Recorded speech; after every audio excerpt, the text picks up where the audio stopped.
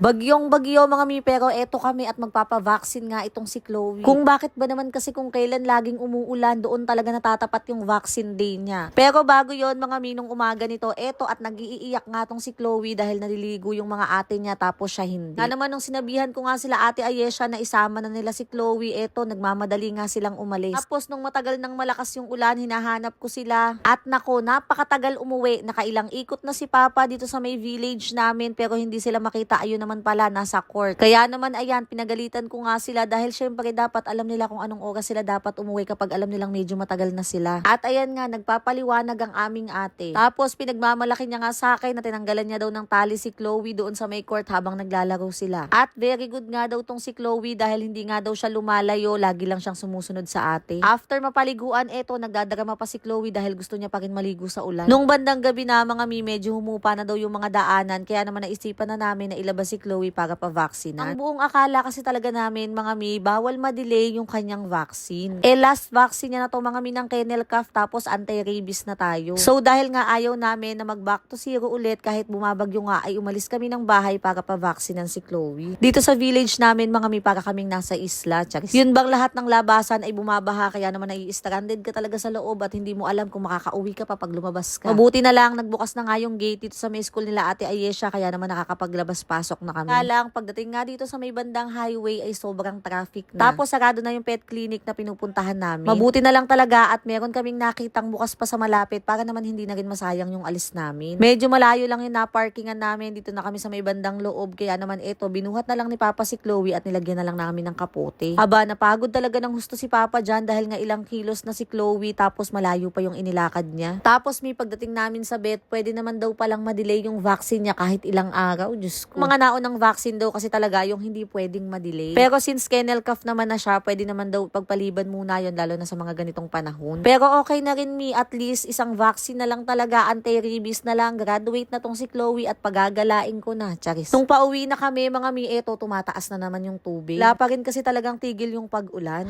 Itong bandang patiis na to mi, ayan, lagi na lang talaga yung nilulubog. Nako mi, bata pa ako, nilulubog na yan. 30 anyos na ako, ganun pa rin. San Mateo, ano na, charis.